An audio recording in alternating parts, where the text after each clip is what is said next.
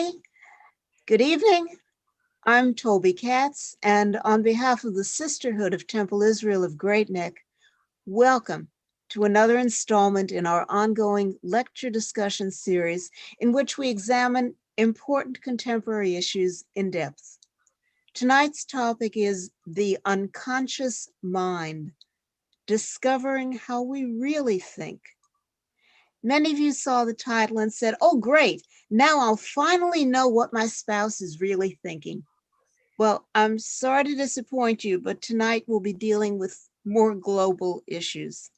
We'll examine our unconscious thought processes and how they impact on everything from deciding whose picture goes on a box of pancake mix to how to deal with opposing political ideas. Now, these processes originated with the very first humans going way, way back to the Ice Age. We'll also take part in a brief exercise so we can discover how we really think, and you'll all probably be very surprised by what you find out. Our special guest is Joel Weinberger. Joel is professor of psychology at the Derner Institute of Adelphi University. He completed his postdoctoral training in motivation at Harvard University and has authored or co-authored close to 100 articles and chapters. Dr. Weinberger is a fellow of the American Psychological Association and the Association of Psychological Science, and is a leading expert on unconscious processes. In addition to his many talks on the subject, he's a sought-after expert, often interviewed on television and in other media, discussing topics related to unconscious processes. Dr. Weinberger received the Ulf Krag Award from the University of Lund in Sweden for his work on the unconscious processes. And if I can share the screen, you can see his latest book. Okay, here we go.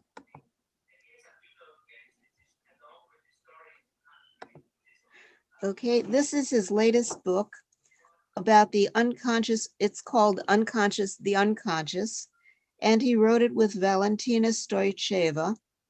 And this has been nominated for the William James Book Award.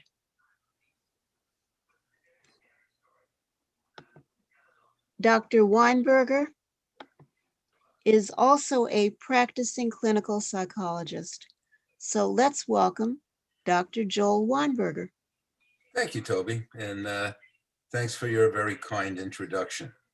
Let me get the screen so I can get started. First, let me say how happy I am to be at Temple Israel, actually, because I'm from here. And I'm on the other side. I'm usually listening to the services. My mother goes every week. Probably half of you know my mother.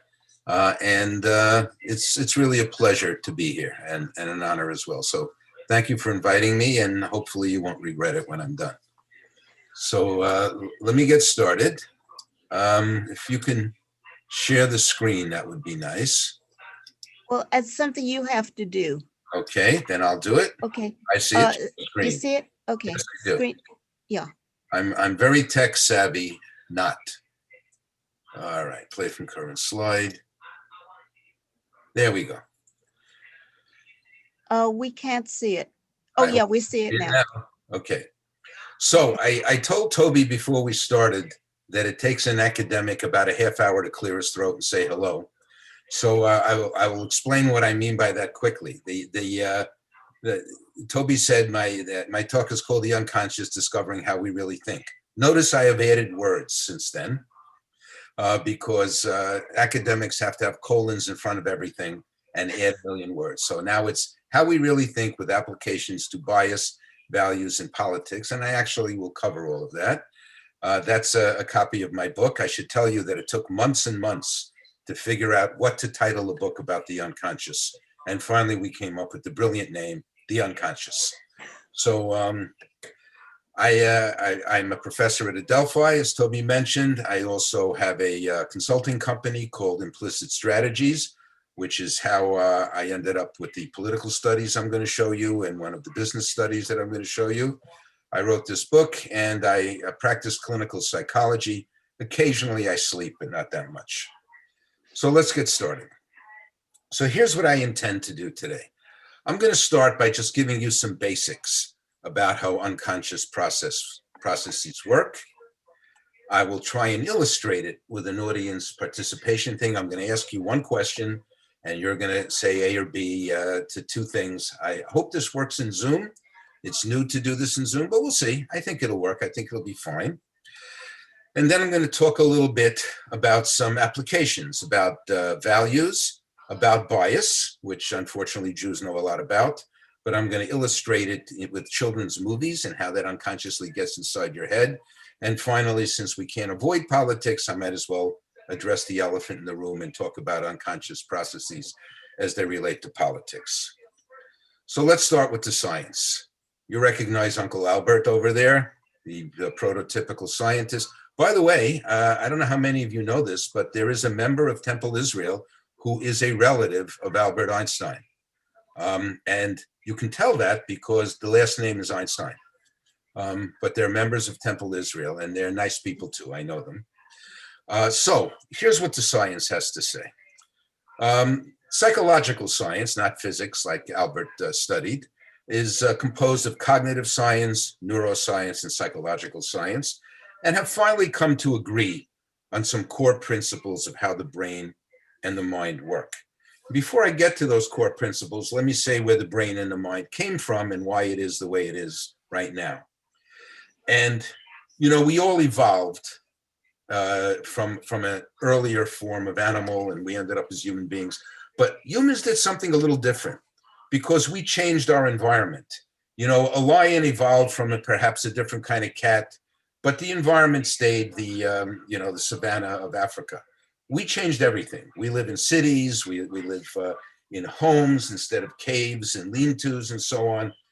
But our mind and brain evolved to be hunter-gatherers and to live in that kind of an environment during the Pleistocene era, which ended about 10,000 years ago. So for 10,000 years, we've been living in the wrong place, so to speak. And let me give you an illustration of what I mean. And then I'll talk about how the mind works. So let me talk about a couple of things that maybe we all deal with. So we like sweets. Why do we like sweets? Because on the African savanna 10, 12,000 years ago, what was sweet was a fruit. And fruits are good for you, so you eat them. Being human beings, being the brilliant animals that we are, as well as the self-destructive animals that we are, we said, oh, I like sweets. Let's make sweets on steroids. And we made candy. And candy is bad for you, but that's why we like candy.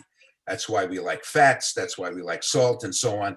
And we'll see that the mind evolved at that time as well to do things that work then and don't necessarily work now, one of them being bias.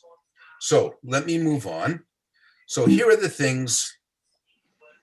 I don't know why it's not advancing. Hold on. Toby, I'm not advancing on the screen. There it goes. Okay. Oh, there you go. Yeah. Okay. So here's what the field agrees on. First, most of our processing is unconscious. Most of what goes on inside your head, you're not aware of. So we use the image of the iceberg to illustrate that. What you are aware of is like the tip of the iceberg above the water. What you're unaware of is actually most of what's going on, like the major part of the iceberg below the water. In addition, your brain and your mind, I use the terms interchangeably, are organized, but they're organized in a way called associatively. I'm going to explain what that means in a few minutes. And I'll also explain how it's not organized, even though we think it is. And our brain-mind operates in parallel. We think we do one thing at a time, then we do the next thing. It's not the case. So let me explain what I'm talking about. Let's start with thinking associatively. Human beings do not think rationally. And if you don't believe me, just remember the last time you got into an argument with your teenage child or with your spouse. Nor do we think linearly. We used to think that human beings were fancy computers. We're not. Computers do think linearly. They do one thing at a time in a linear fashion. We think associatively. And again, I'm going to explain what I mean by that in a minute. And those associations that comprise the way we think are organized, and they're organized into clumps or networks. So you have a bunch of things connected associatively, that's called a network. Another bunch of things associated connectively, that's another network, and you're not aware of any of it. It's all happening unconsciously. I'll give you a quick example, and then I'll explain in more detail what I mean. If I say the word night, what pops into anyone's head? Since I can't do this live, you might say day. And I'll ask you, well, why'd you say that? And you'll say, well, it's the opposite. None of you said, I think I'll talk about the opposite now. It just popped because that's an association to night. Maybe you said moon. Maybe you said dark. Maybe you said stars. None of it is conscious. None of it is in awareness, and none of it is logical. It's just connected in an associative fashion inside your head. Okay, the next thing is we process information in parallel, not sequentially. What does that mean? That means that inside your head, you're doing a million things at the same time, literally hundreds of things, if not thousands of things. And that makes us different from computers. Computers do one thing at a time. They do it really fast. They do it in nanoseconds. But if you say to a computer, what is 65 times 65? It just goes 65 plus 65 plus, does them one at a time, 65 times till it has an answer. What human beings do, we only operate in hundredths of a second, so we're much slower than computers. The way we make up for that is we do a lot of things at the same time. So you think you're doing only one thing at a time, but you're actually doing a million things at a time. You're recognizing my face, you're hearing my words, you're watching my gestures. And all of those are going on at the same time inside your head in parallel. That's why it's called parallel processing. Now, with all those things going on inside your head, you can't possibly be aware of all of them. So that means, by definition, that most of what goes on inside your head not only is unconscious, but has to be unconscious, or you would not operate. So let me explain. I promise to explain what I mean by associations and networks of associations. So let's start with the brain. In the brain, we're talking about networks of neurons. Neurons are brain cells, and they're all interconnected inside your head. That's what's called your brain. And sometimes there are thick clumps of it. That's one network. And then they may be connected to a far off set of clumps. So your brain is organized in terms of networks, and therefore they're connected in an associative fashion. I hope I'm making sense. In the mind, which is just the brain operationalized in another way, instead of associations of neurons, you have associations of ideas with thoughts and with feelings. So I use 7-Up. No one drinks 7-Up anymore, so I thought I wouldn't offend anybody. And what do you associate to 7-Up? Sweet, an alternative for cola. You have a network that's connected to 7-Up. So if I say, what comes to mind when you say 7-Up? Some of these things will come to mind. If I ask you what comes to mind when I say mother, a picture of your mother will come to mind, maybe something she said. It's not logical, it's not rational, it's just what got connected through experience.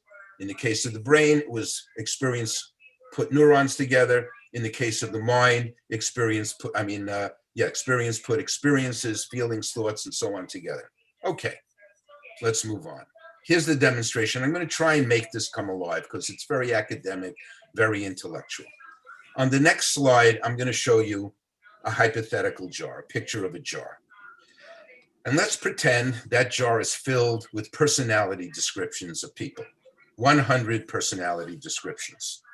And I'm telling you in advance, 90 of the people who are described in the jar are engineers, 10 of the people who are described in the jar are artists, 90-10. Engineers to artists. Okay, I'm going to take one of the descriptions out. I'm going to read it. And here's what it says. Emotionally sensitive, creative. So this person is described as creative and emotionally sensitive. And now I need to ask you, how many think this is an artist? Okay, why don't we all, where you see the word participants at the bottom of your screen, click on that. Everybody, please click on that.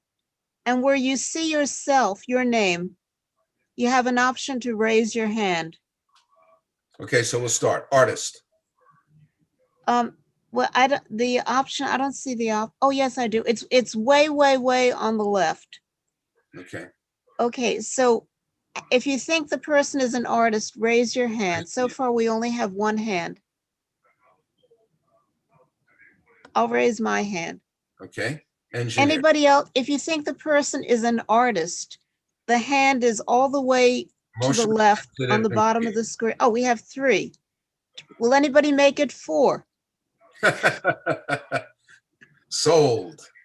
So, okay, so 4 people think this is a description of an artist. Okay. Do we and assume everybody else thinks it's We an have 4 people. engineer? Okay. Oh, wait, we have some more. Okay. It's just taking a long time to get there. That's the issue. Okay, people are All right. just flipping a coin. Okay. Engineer. How many say engineer? Okay, wait, we have one more. Renee doesn't have that on an iPad, so we have one more for our artist. Okay. So we have 7 artists. How many engineers? Okay, can we assume everybody else is an engineer? No, because I noticed that some people are not voting. Okay, That's- there's no abstentions. How many engineers? So I don't see any engineers so far.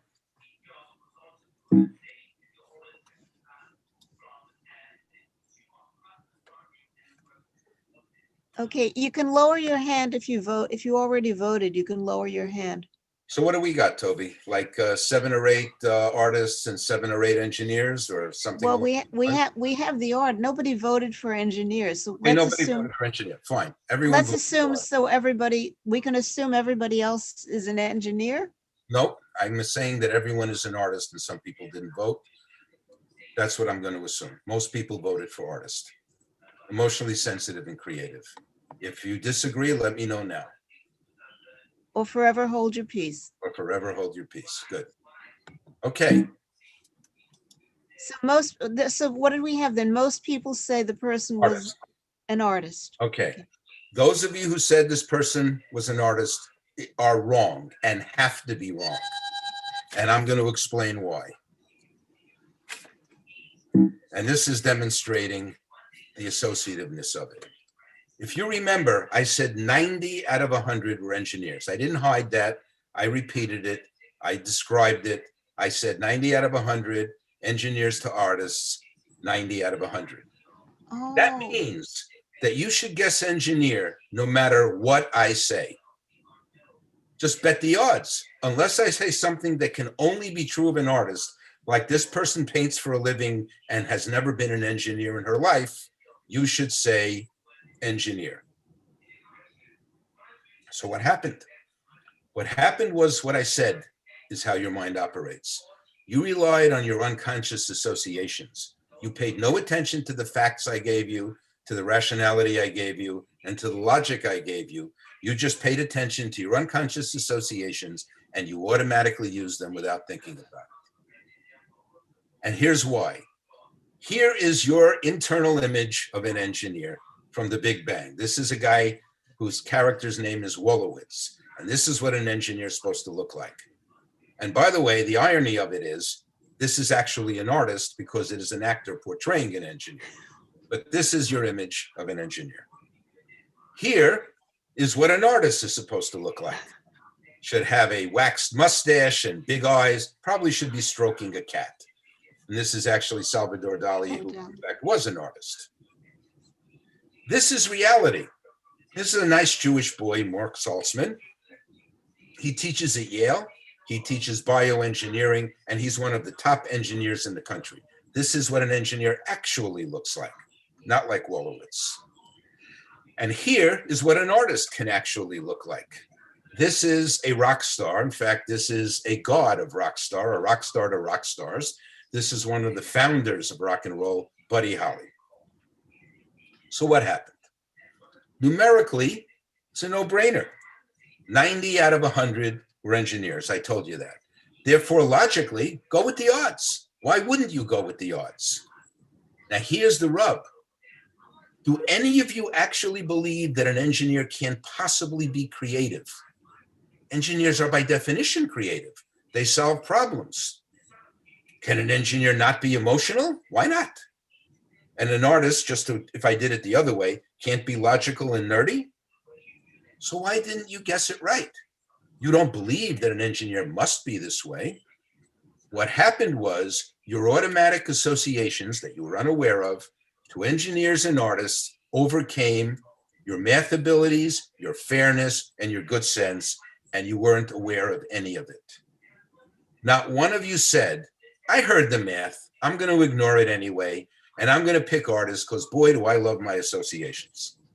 What happened instead is your mind did it, your brain did it, and it felt right. And sometimes when I do this live, and I use this example, someone starts to argue with me. There's no argument. 90-10. Okay. So we have preconceived notions of artists. We have preconceived notions of engineers. None of us are really consciously biased about artists or engineers, and yet your judgment was a biased judgment based on a stereotype of an engineer and of an artist. And that's harmless. Who cares? Artists, engineers, nobody sends an artist to prison camp or an engineer, in our country. So big deal, except it's not harmless because we think exactly the same way when we're stereotyping and acting in a prejudiced fashion about Jews, about Blacks, about Hispanics, about gays, about Muslims, about Persians, about any group that has it hard. What I just demonstrated to you is that the human mind automatically goes to bias and prejudice, even in an area where you don't consciously have any bias or prejudice, even in an area where there's no emotional commitment to it. So we think in a prejudiced way without realizing it because we're built to do that. Now, that was fine when we lived on the African savannah and the only people we knew were our close relatives, and once every 3 months another group may come by. And they probably were a group that was a rival group for resources. It's not the case anymore, but we still think that way. Okay, let that sink in. How did this happen? How did you develop these kinds of associations? And the answer is you're bombarded with them from the time you're a little kid. And I'm going to show you one way prejudice gets into your head and creates these associative networks. I'm going to show you using children's movies. Nice, innocent Disney and Pixar, kind, wonderful children's movies are actually, I'm going to argue, building these things in your head. Our culture has them. They enter the children's movies. The children's movies are seen by 2-year-olds and 3-year-olds, and boom, we're off to the races. Oops, I didn't want to start with that one. Can I go backwards? Yes. Yeah. I want to go backwards. Okay. So I'm going to start with Dumbo. You remember Dumbo? Classic Disney movie. What's the overt message of Dumbo? What are you supposed to get at? Dumbo is born with giant ears. All the other elephants and animals and humans make fun of Dumbo. They ostracize Dumbo. They reject Dumbo. We feel sorry for Dumbo. Turns out the big ears are an asset. They enable Dumbo to fly. It's great. And so it turns out that the big ears are good. And the lesson is don't judge people by their appearance. And difference is good. And we should celebrate people and differences. And so what a wonderful message to give children. I'm so happy. Now let's look at the unconscious, implicit message of Dumbo. This is a scene called The Roustabouts. Can you hear the sound?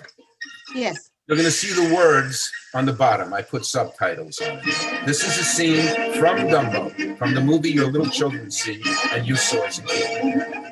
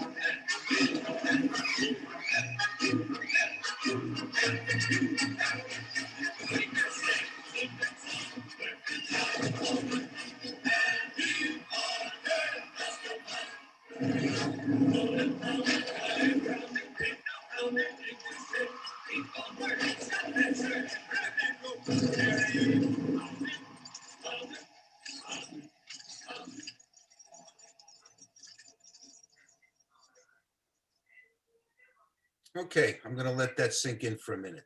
This is a movie, and this is a scene from that movie that most of you have seen and don't remember, and your children have seen and don't remember.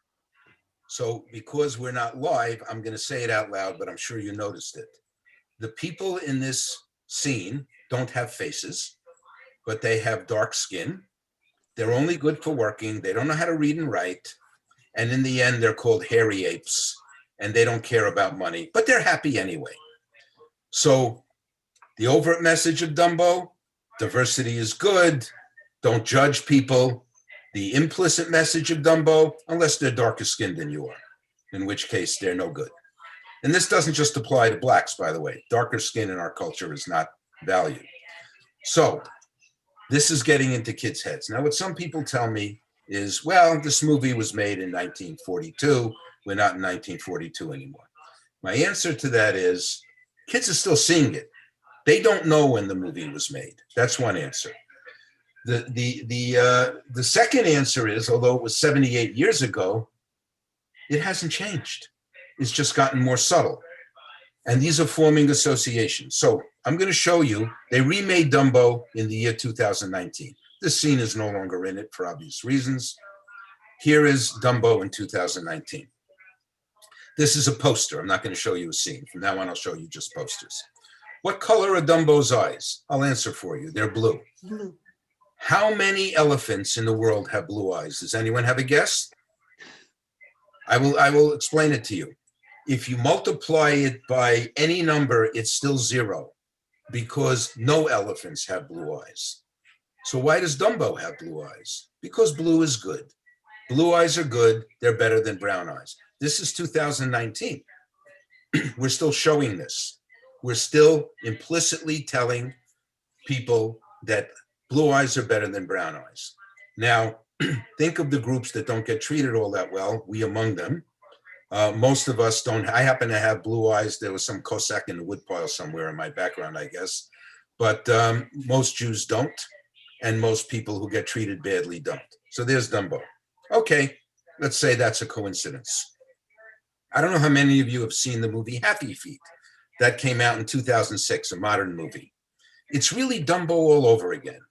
So instead of an elephant, it's a penguin. Instead of the name Dumbo, because he can't speak, the name is Mumbles. We've moved from not speaking to mumbling. And instead of ears, Mumbles can't sing. And penguins love to sing. It's what they're good at. But boy, can Mumbles dance. But the penguins don't value dancing. Mumbles is ostracized. Mumbles is rejected. Exactly the same plot. And then at the end, it turns out that his dancing saves the penguins and all is great. So you have exactly the same explicit message. You should value difference. You should value different talents. You shouldn't judge people and so on. Here's a poster from Happy Feet. Take a look at Mumbles' face. Now, normally I'd say, does anyone notice anything? But I'll say it out loud. All the penguins, except for the hero penguin, have black faces. All of the penguins, except for the hero penguin, have dark eyes. But the hero penguin has blue eyes. Guess how many penguins have blue eyes? Twice as many as elephants, namely none. Okay? Then some people tell me, well, when penguins are babies, they have white faces. When they grow up, their faces turn black. So really, you're cherry picking. So naturally, since I said that, I know the answer. Here's another poster. He's all grown up. Mumbles is grown up. His face is still white. His eyes are still blue. The other penguins all have black faces and they're grown-ups and dark eyes. Why? Do you think that the creators of these movies went into a back room, rubbed their hands together and said, hey, let's foment bias, stereotyping, and prejudice? No, it's in their heads already. So they thought, he looks cooler with blue eyes. Let's put that. People like that. And you know what? All penguins look alike, so we'll make his face white. He'll look a little... They didn't do this on purpose. This is because we think associatively, and now this is going into our kids' face. So now kids' heads, I'm sorry. Now I've shown you 3 movies with it. I'm not done. Kung Fu Panda, another favorite movie. The top 2 characters are heroes. The bottom 2 characters are villains. Take a look at the eyes and take a look at the eyes. Blue eyes, dark eyes. White face, black on the face. Still not convinced? This is an actual cereal box from Kellogg's Corn Pops. They pulled it after someone pointed it out. On my left, I think it's your left too, is the actual box. And on the right is a blow up of a part of the box. On the left, you have all the Corn Pop characters having fun. They're going down slides. They're playing. They're in milk, and they're all golden colored and nice, except for one, and that's the one that's blown up. There's a janitor there, and the janitor is cleaning up after them, and he's darker than they are. He just is. This is not an accident, except it is an accident in that people didn't consciously do it. So what are we teaching our kids? Darker skin is no good, lighter skin is better. This is not African American and Caucasian necessarily. This is dark skin bad, light skin good. Blue eyes good, brown eyes not so good. That's getting into our heads. Okay, so now you've behaved in a biased way. You understand why, and you've seen where it comes from. Okay, that's what I mean by networks of associations. So now I'm going to look at values. We did this study. This is why my consulting company did this with a advertising research firm called Y&R, Young and Rubicam. And they were interested in finding universal values so they could sell products better, because they want to advertise products in different countries. Let's find a value that works for everybody, and we could just basically run the same ad with different language everywhere. And so they consulted with me to look at values at a conscious and an unconscious level. Excuse me. I'm not going to talk about Brazil and China. I have those data. If someone wants to hear about them, I'm happy to share. I'm going to focus on the US. We use the best measure of values that exists. It's called the Schwartz Circumplex. And as I said, we did it with Y&R. Okay. I won't bore you with the design. Let me pass through that. I won't bore you. I'm going to pass through this. These are methods. I can tell you the methods, but I'm going to skip them. If someone wants to see the method when I'm done, I'll go back to this. Let me show you what ended up happening. Here are the top 3 values in the United States. Look how nice we are, we Americans. Number 1 value is helpfulness. Number 2 value is basically independence, choosing your own path. Number 3 value is finding meaning in life. You'd think all these people went to Temple Israel to look at these values, right? This is what our rabbis tell us. Now let's look at the unconscious values. Number 1, maintaining security. Number 2, sex. Freud was right. Number 3, honoring tradition. So when Y&R said, what the hell? I said, let me ask you a question. How do you spend your week typically? Do you work in a soup kitchen and you do good deeds? Or do you work hard trying to provide for your family and keep them safe? What do you spend more time doing? And the answer is maintaining security. That's what we actually do. So the unconscious value predicts what we actually do. The conscious value tells us what we'd like to say about ourselves. What do we actually do? We take care of our family. We think about sex all the time, and we want things to continue the way they were. What do we say we want? We want tikkun olam. We want to help the world. We want to have independence. We want to find meaning. I'm not saying those aren't true. I'm saying that they exist on a different level, and the unconscious is what we spend most of our time doing. Okay. Now, just to show you, we had 16 values. So I rank them side by side so you see how they rank against each other. Helpfulness, which was number 1 consciously, is dead last unconsciously. We're not that interested unconsciously in helping others unless we're focused on, and by the way, I think this is a good job that synagogues do and churches do and religion does when it works right, is it makes your mind go back to doing what you should do. Because if it doesn't, it's 16. Choosing your own path, number 2, but it's actually number 10. Meaning in life, number 3, but it's actually number 12. The only one that's high up on both is maintaining security. And I know that if I ask you, you'll say, yes, taking care of my family and keeping them safe is very high on my list. And there it is, both consciously and unconsciously. Here's the one that's really sad to me. World peace, 15, second from last. Take a look at the world and tell me how interested in world peace people really are, even though they say it. I won't go into the rest of them. You get the idea. Okay, now we're going to move to politics. And let's see if I can stay out of trouble here. So the big dog is the nickname for Bill Clinton in the Democratic Party. I think you can guess why. And what you're looking at is a photo of Bill Clinton at the 2012 Democratic Convention renominating Barack Obama, and he's giving a nominating speech there. Went over like gangbusters. But here's the deal. Many of you remember the year 2000. Bill Clinton was out of office and Al Gore ran for president against George W. Bush. What you may not remember is that the Gore campaign made a decision. And the decision was the following. Bill Clinton will not campaign for us. We do not want Bill Clinton campaigning for Al Gore.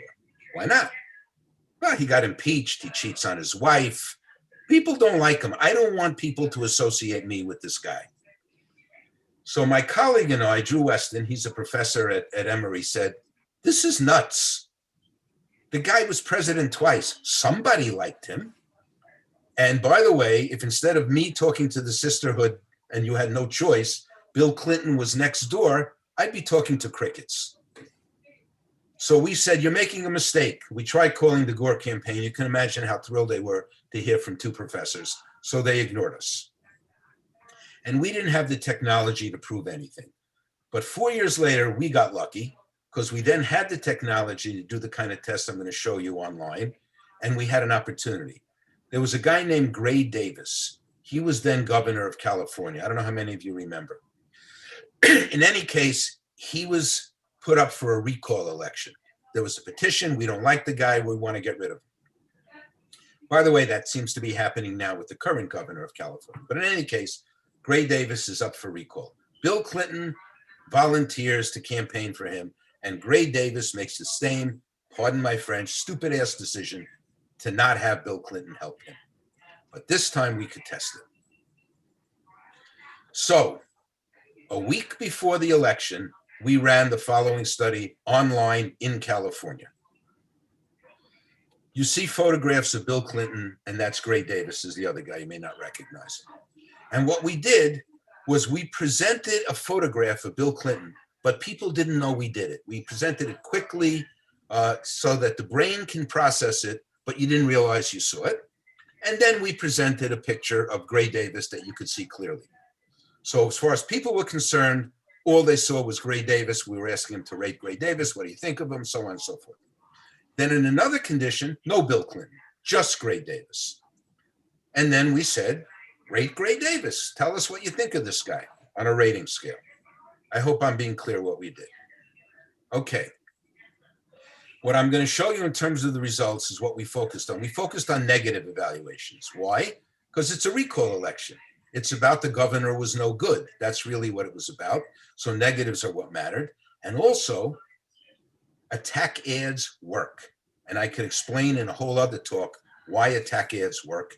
No one likes them. Everyone says they don't like them. Politicians keep running them. You know why? Because they work. And they work for good psychological reasons based on our ancestors in the Pleistocene era, which basically, without going into detail, is if you miss a danger, you become crocodile lunch. If you miss a positive, you might go hungry. So you better not miss the negative. So that's why you watch car crashes on the highway and all the traffic stops and no one stops to look at the changing of the colors in the fall because we're oriented towards negative. Okay, again, I could go into more detail about the brain circuits, doesn't matter. So we focused on negative. And we expected that we would find an effect, not with Republicans and Democrats, but with independents. Why? Because this isn't magic. You're not going to turn a Republican into a Democrat or a Democrat into a Republican. You see that now. It's the people on the fence that you can sway one way or the other in terms of these politics. Okay.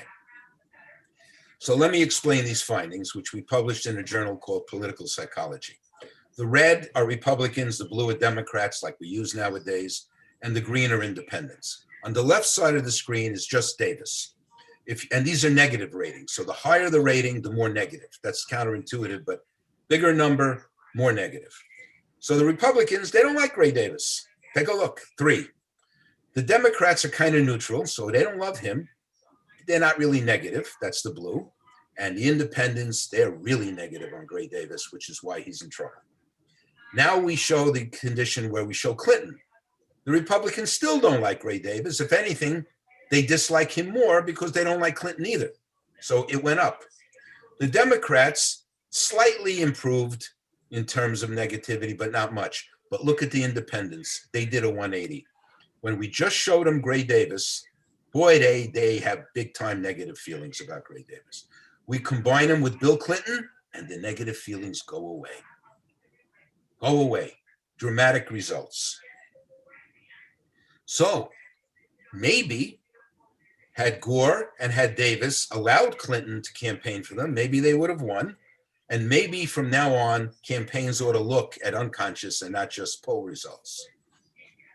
And 12 years later, the first picture I showed you, the big dog, Bill Clinton, was everywhere stopping for Obama. And everyone said, boy, is he helpful. Boy, is he great. He really helped Barack Obama. So good, they learned. But I put a question mark there because they did not learn. And here I'm going to show you 2016. We did a study for CNN. I'm not going to show you the CNN clip. If anyone's interested, I can send it to you. So 6 months before the election in April, we went on TV and showed our study and made a prediction about what was going to happen in 2016. And we did it by looking at unconscious associations to the candidates. There were a bunch of them at the time, Clinton, Sanders, Trump, but I'm just going to look at Clinton versus Trump, Hillary Clinton versus Donald Trump, because that's how it ended up, and that's what's most interesting. Here are the associations we did. I'm going to run through them. So we looked at some negative associations: scary, poor judgment, not qualified, mean, bigot. We looked at some positives: shares my values, presidential, likable, competent leader, gets things done, inspiring, keeps us safe, cares about people like me, and genuine. We got these out of general polls, but we oriented them differently so they fit what we're doing for the unconscious. The greens, here's the results. The numbers are reaction times. You don't have to care about them.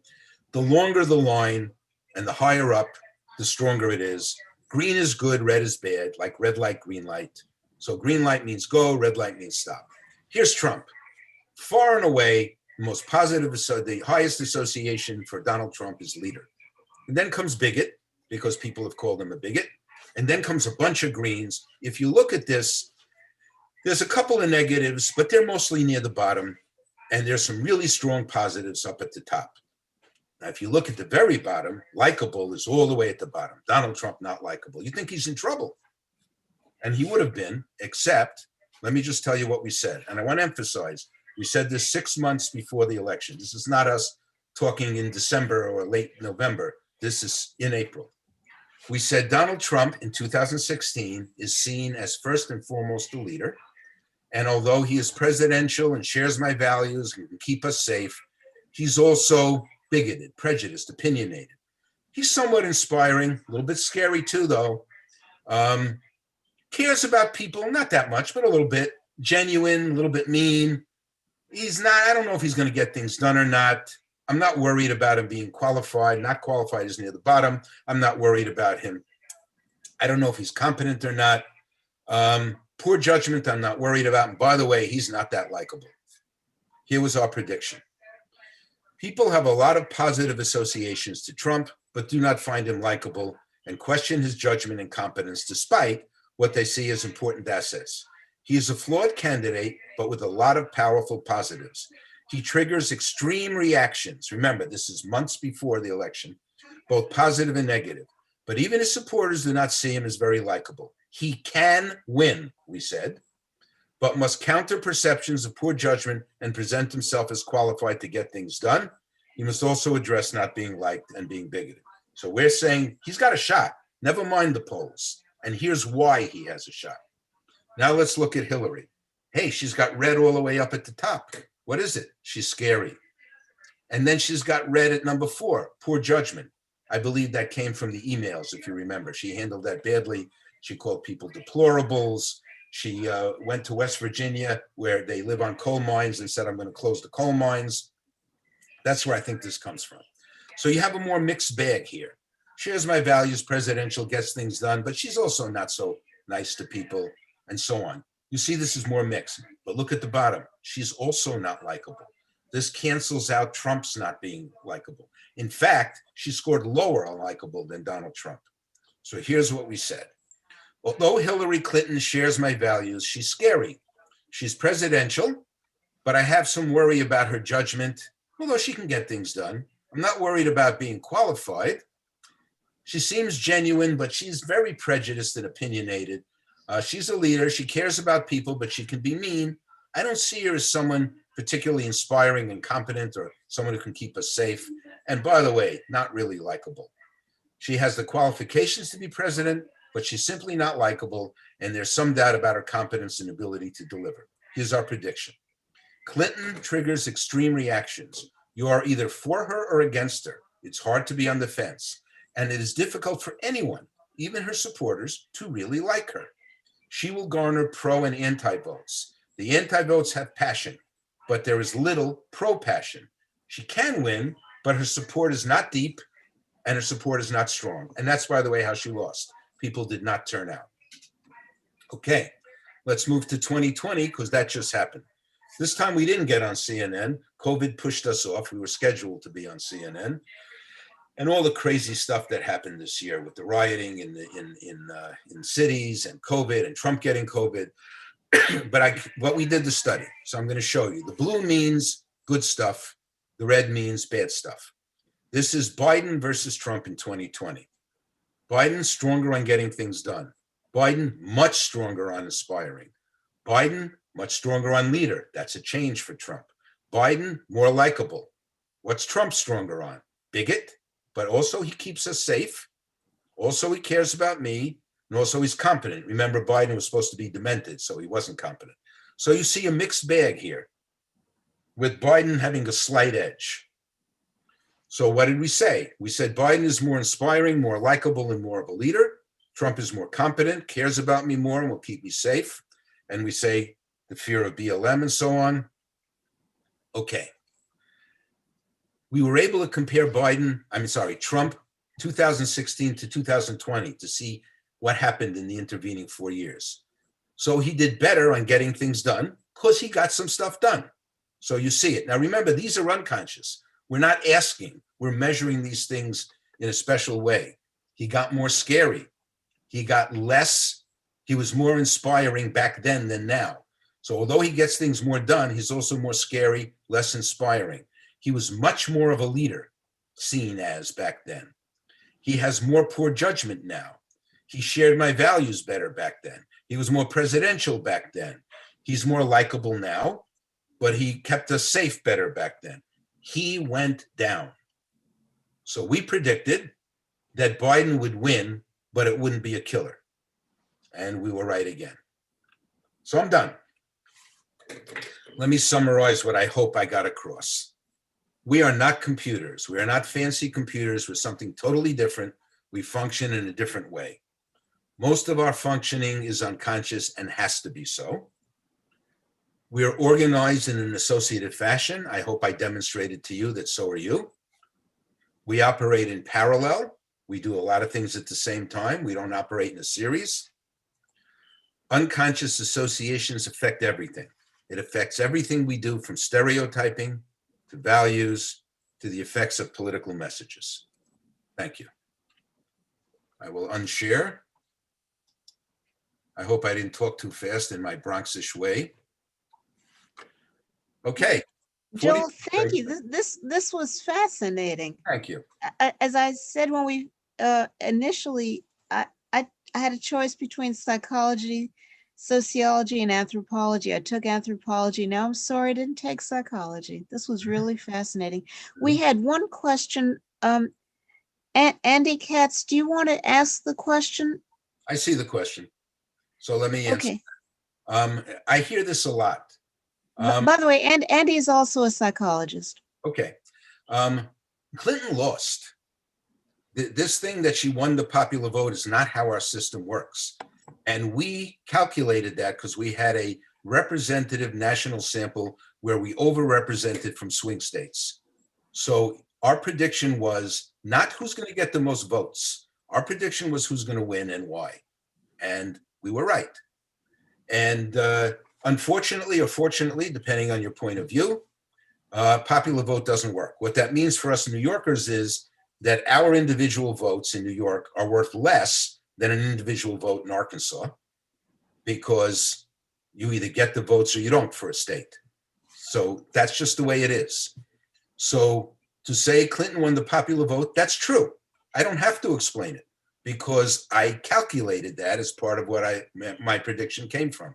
And I also didn't say Trump is going to win for sure. I said he could win, and here's how. And I also said she could lose because people won't show up. And that is what happened. So you can disagree. I don't mind. I handle disagreement pretty well. No, you explained it, but we didn't know that before that you calculated the electoral vote in, you know what I'm saying? I was just looking at strictly as number of people, number of votes. Well, I understand. I do understand. But if I had known you'd kind of weighted it that way, that's a different story. Okay. Anybody else have a question or a comment? Yeah, from Veronica. When quarantine or other stress? That's a good question. So the way I'll answer that is you're more likely to be influenced by your unconscious when you're not actively focused on something. So when you're tired, when you're under stress, you are not able to focus on things as well. And yes, your unconscious is more likely to take over at that point. But your unconscious takes over almost always. Your conscious is only really in control when you're absolutely focused on something and dealing with it.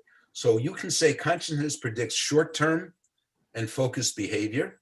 The unconscious predicts spontaneous and long-term behavior. And yes, when you're tired, when you're under stress and so on. And any other questions? I want to add something. We talk about it, and I talk about it too, so I'm guilty, as though there's conscious and there's unconscious. Everything is a mix. There's no purely unconscious process. There's no purely conscious process. They're all a mix. It's a question of which percentage in a way. So for example, I'm doing this on purpose. I'm talking and I'm wiggling my hands. You all talk and wiggly. Why do you do that? You do it on the phone. No one can see you. The reason you do it is the part of your brain that controls speech is the same part of your brain that controls movement. Evolution built speech on top of movement. So that's one example. Another example is here I am talking. I'm conscious of what I'm saying. You're conscious of what you're hearing. But there's not a little guy sitting inside my head saying, now you will say, there's no guy sitting inside your head. And then it just comes out. So in a way, I'm speaking unconsciously, and yet I'm speaking consciously. This is always the case. It's just what the mix is. So the mix leans towards the unconscious over the long term and when you're stressed and so on, and it leans towards the conscious when you're focused, but it's never one or the other. Never, ever, ever. Any other questions? Okay, I have two. Okay. Okay.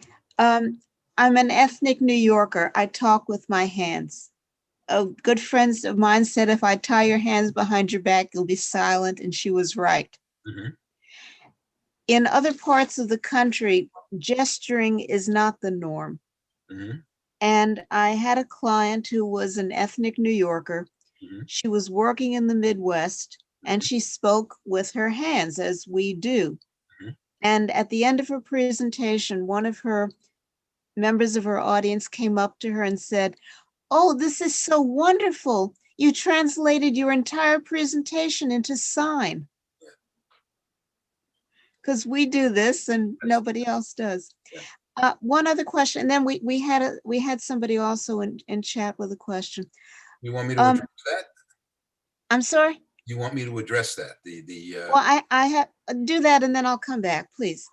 So everybody gestures. It's just a question that the culture indicates how broad, that if you're in Italy, they're doing this, right? And if you're in Sweden, they're doing this. But there's nobody, Freud said, nobody can keep a secret. If their mouth is lying, they're chattering with their fingertips. And he was from Germany, where nobody does motion. So everyone does it. Culture determines the degree. I'm sorry, what was your second question? Oh, the second question was going back to the videos we saw and the impressions we get from them, subliminal or whatever. Mhm. And this is a part of our culture and we absorb it. I'm very concerned with, we try to be an egalitarian society in terms of men and women being equal for job opportunities and advancement. Mhm. And yet, has anyone done a study on showing pictures of a woman and a man, and which one is the engineer and which one is the school teacher, which is the housewife, which is the president, whatever? And is there any way to correct these in our culture so we're not pre-programmed to not accept everybody as equal? So the first step is to be aware that that's going on, which you've just indicated you're aware of. Yes. And the second step is to try and undo that. So, you don't have to present the housewife persona and stereotype. You don't have to show women wearing aprons and men wearing, holding hammers and chisels and so on. So, but that is what we do. So the answer is you have to consciously change the associations. There's also a natural inclination in human beings that I didn't get into today that comes from our history in the Pleistocene era to organize the world into us and them. We can't help but do that. And in the Pleistocene era, it worked, right? Because you have a troop of chimpanzees, another troop shows up. That's not a good thing. They're going to compete for our resources, and I don't want them around, so I chase them away. Same for humans. No group of chimpanzees says, oh, another group of great, we'll all hang out, we'll have a party. It doesn't happen. What we've done with that is, since we no longer live by a river, next to water, by a fruit tree, we've artificially created us's and them's. We've created it on religion, we've created it on culture, we've created it on language, we've created it on gender. We can't help but do it. A harmless way to do it, I don't know how many of you are sports fans. I'm from the Bronx, so I'm a big Yankee sports fan. And the Yankees are us. I've never met a Yankee. They're not from the Bronx. Why do I give a damn? Because they are from my geographical area. They have become us. And the Boston Red Sox have become them. So I don't like the Boston Red Sox. I don't know them either. So one thing is to recognize us and them is automatic. And now, how do we create a healthy us and them? Sports is a healthy us and them. Women should stay home and wash dishes is not a healthy us and them. I don't know if I'm addressing your question, but. Yeah, well, no, it at least explains the origins of that. Yeah, exactly. Do we have any other questions? Someone wrote, how do colors play? Oh, yes. Okay.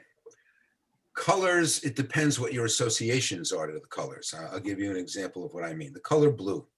So we have the blue bird of happiness. Oh, so colors are associated, but I'm feeling blue. That means I'm depressed.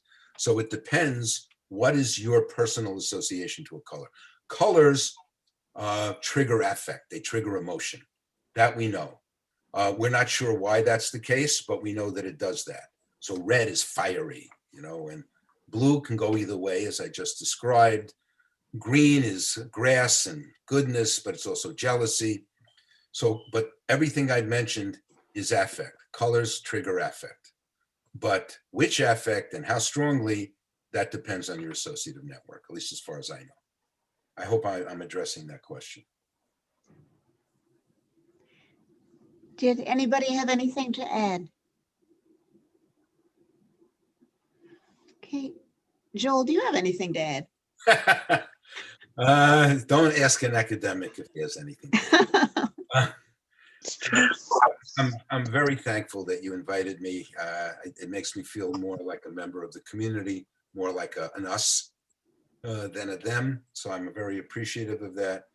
And the only thing I would add is I hope we all come out of this healthy and safe and closer, and that this stupid pandemic ends soon. Amen. I mean, Joel, thank you so much. This was fascinating. This was entertaining. This was informative. And most important, this made us think. I hope. Seriously, and made us evaluate why we're doing what we're doing. And the question I was asked all the time, will this help me understand what my spouse is really thinking? Not really.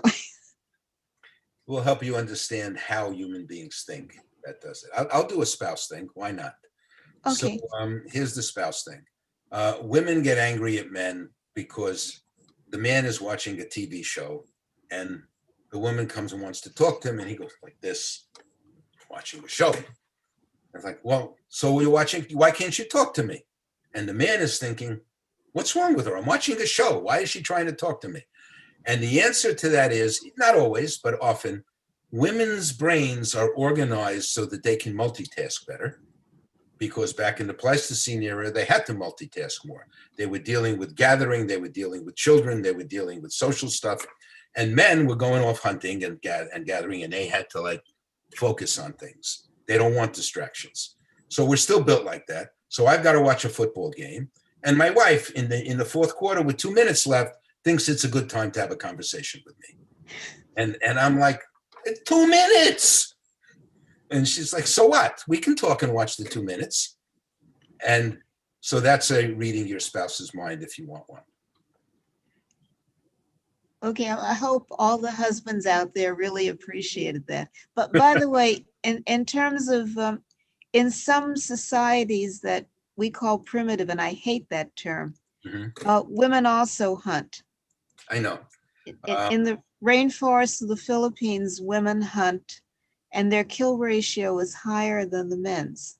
Probably because they strategize better, because women do strategy. Well, also, well, it's possible, but the point is, as you point out, everything is cultural. There are stereotypes. There are Absolutely. less stereotypes, and we're trying to fight that. And Joel, this was fantastic. Thank you so very much. And yes, you are welcome as a part of the Temple Israel family. Thank you. And you go on our website. We have all kinds of interesting lectures and programs and everything else. And we as Jews are very big on us versus them.